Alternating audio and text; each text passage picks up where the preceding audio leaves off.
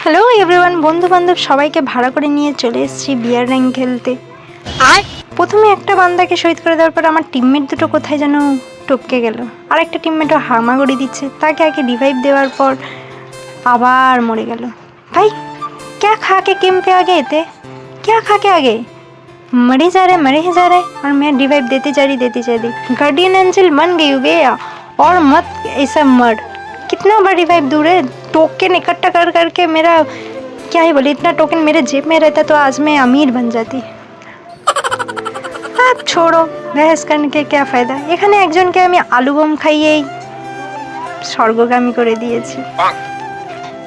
না মানে এটা তো স্বর্গে কেউ যাবে না, সবাই নরকে যাবে। এই নিমিত তো নরকে তো যাবেই, স্বর্গে তো আমরা যাব।